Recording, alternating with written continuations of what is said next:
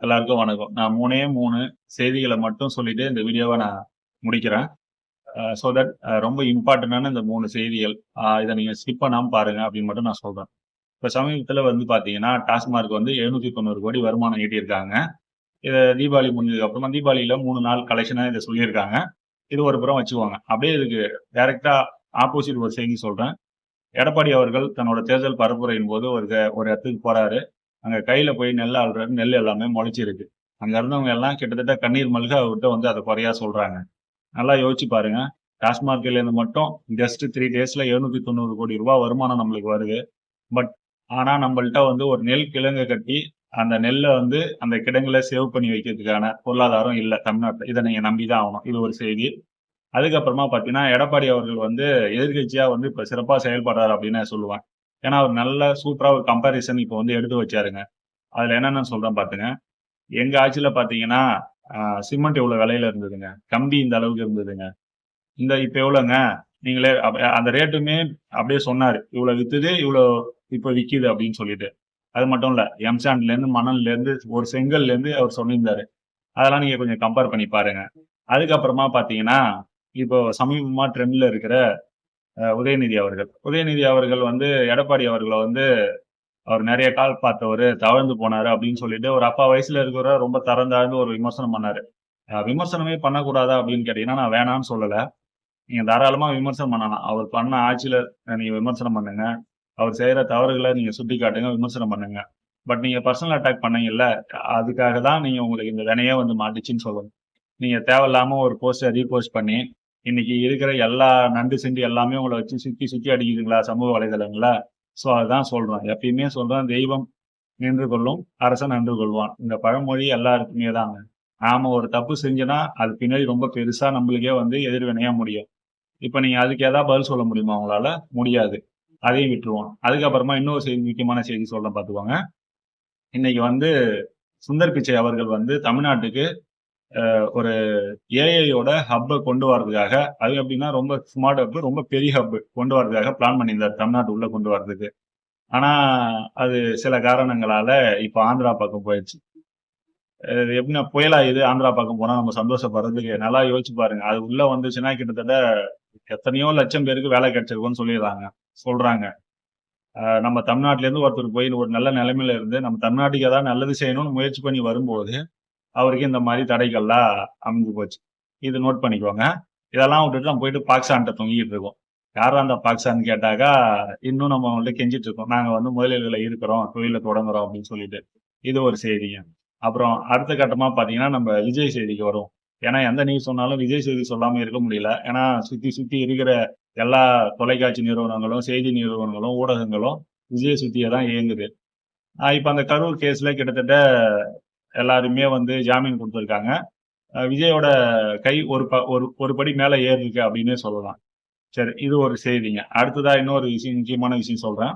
இப்ப சீமான் பார்த்தீங்கன்னா, சமீப காலமா என்னன்னு தெரியல, திடீர்னு பார்த்தீங்கன்னாக்கா, செந்தில் பாலாஜி அவர்கள் தம்பி எனக்கும் அவருக்கும் நல்ல உறவு இருக்குன்னு சொல்றாரு. உறவா இருந்தா என்னங்க? அதுல ஒண்ணும் தப்பு கிடையாதுங்க. ஆனா பட் அவரு குற்றவாளியாங்க நிக்கிறாரு. அதுக்குல்ல நீங்க பதில் சொல்லணும். நீங்க வந்து விஜய அட்டாக் பண்றதா நெனச்சு, நல்லா யோசிச்சு பார்த்தீங்கன்னா, விஜய் ஆரம்ப காலத்துல வரும்போது பயங்கரமா சப்போர்ட் பண்ணாரு. திடீர்னு பார்த்தீங்கன்னா, விஜயோட ரசிகர்கள் எல்லாமே உங்களுக்கு தற்குறியா தெரியிறாங்க. சரி, ஓகே. விஜய் ரசிகர் எல்லாமே ஒரு தற்குறியா தெரிஞ்சுட்டு போனா போது, அதுல பிரச்சனை கிடையாது. இருக்கிற எல்லா கட்சிக்காரனும் விஜய் ரசிகர்கள தற்குறின்னு சொல்றாங்க. இப்ப நம்ம கட்சியில இருக்க எல்லாருமே அரிஸ்டாட்டிலு, ரொம்ப பெரிய புத்திசாலியா என்னான்னு தெரியல. அரசியல கரைச்சு குடிச்ச மேதையான்னு தெரியல. சரி, ஓகே. அதையும் விட்டுருங்க. அப்படி இருந்தாலுமே இருக்கிற எல்லா பெரிய கட்சியிலுமே விஜய கூட்டணிக்கு தானே கூப்பிடுறாங்க. அப்போ உங்களுக்கு வந்து அந்த தற்குறியோட ஓட்டு வேணாம். விஜயோட ஓட்டு வேணாம். என்னோட கொள்கையை பார்த்து எனக்கு ஓட்டு போட்டா போதும் அப்படின்னு சொல்றது நானி இப்ப இருக்கிற எந்த கட்சியா இருந்தாலும் தற்குறின்னு சொல்ற எந்த கட்சியாலும் இருக்கா? நான் குறிப்பா சீமானே கேட்கிறேன். நாளைக்கு விஜய் வந்து உங்க கூட கூட்டணி வைக்கிறேன்னு சொன்னா, நீங்க வேணான்னு சொல்லிடுவீங்களா? இல்லங்க. அது வந்து ஒரு கட்டுக்கடங்காத கூட்டம். அது அரசியல் கற்காத கூட்டம். இந்த அரசியல் கற்காத கூட்டத்த, கொள்கை இல்லாத கூட்டம். இந்த தற்குறி கூட்டத்த நான் சேர்த்துக்க மாட்டேன். அந்த ஓட்டு எனக்கு வேணாம்னு நீங்க சொல்லிடுவீங்களா? இது எல்லாத்துக்கும் மேல பார்த்தீங்கன்னா, சீமான் ஒரு சில வேலைலாம் செய்யறாரு. திடீர்னு பார்த்தா, அவர் பக்கம் திமுக வாசனை ரொம்ப அதிகமா அடிக்குது. அது என்னன்னு தெரியல. ஆ சீமான் எடுக்கிற நிலைப்பாடெல்லாம் நீங்க நல்லா உத்து பாருங்களேன். நான் கடைசி வரைக்கும் கத்திக்கிட்டே இருப்பேன். ஆ ஒரு எம்எல்ஏ கூட என் சைட்ல இருந்து உள்ள போயிடக்கூடாது அப்படின்னு சொல்லிட்டு. ஏங்க நீங்க எங்க கத்தது என்னங்க கேட்கும்? இன்னைக்கு வேல்முருகன் தனி ஆளா போயிட்டு பிக் பாஸ்க்கு எதிரா ஒரு குரல் கொடுத்தாரு பாருங்க. ஒரே ஒரு எம்எல்ஏ தான். அவரு சமூகத்துக்கு செய்யற நல்லது என்ன அப்படின்னு கொஞ்சம் யோசிச்சு பாருங்க. அவர் ஒரு ஆள் தான் இன்னைக்கு போய் துரைமுருகன்ட்ட கத்தி கத்தி சண்டை போடுறாரு. ஏன் அடுத்த தொகுதியா இருந்தா என்ன நான் பேசக்கூடாதா? என் தொகுதி பிரச்சனையை மட்டும் தான் பேசணுமா? அடுத்த தொகுதி எம்எல்ஏ பேசல, அதனால நான் பேசுறேன். அந்த மாதிரி வந்து ஒரு ஆக்கப்பூர்வமா ஒரு எம்எல்ஏ நீங்க உள்ள அனுப்புனாலுமே அது மிகப்பெரிய இம்பாக்டை கிரியேட் பண்ணும் அப்படின்றதான் என்னோட கருத்து.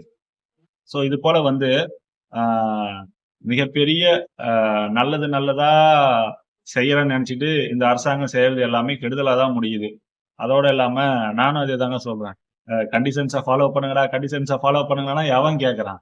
சீமான் அவர்கள் என்னன்னா இப்ப கண்டிஷன்ஸ் எல்லாம் எல்லாத்தையுமே விட்டாரு. அவர் கொள்கை கோட்பாடுலாம் விட்டாரு.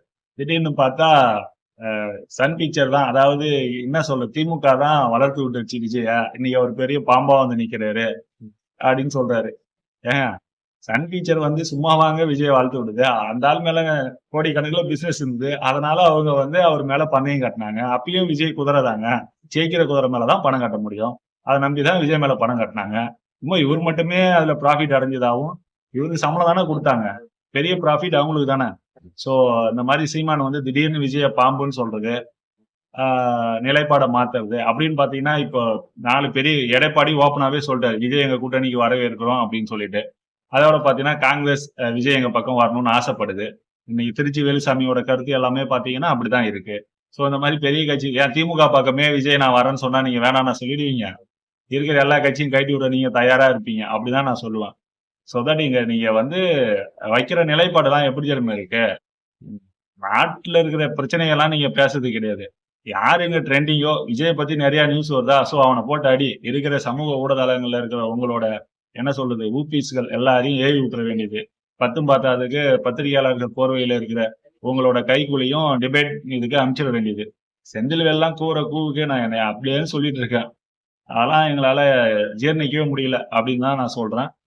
நான் சொல்ற கருத்து உங்களுக்கு பிடிச்சிருந்ததுன்னா மக்களே நம்ம சேனலை நீங்க சப்ஸ்கிரைப் பண்ணுங்க. இந்த வீடியோவை எல்லாத்தையும் கொண்டு போய் சேருங்க அப்படிதான் நான் சொல்லுவேன். ஸோ வரப்போற 2026 எலெக்ஷனை உங்க மனசாட்சி படி யார் வந்தா நல்லா இருக்கணும் உங்க மனசுக்கு படுதோ அவங்களுக்கு உங்களோட வாக்கை செலுத்துங்க அப்படின்னு நான் சொல்றேன். நன்றி, வணக்கம்.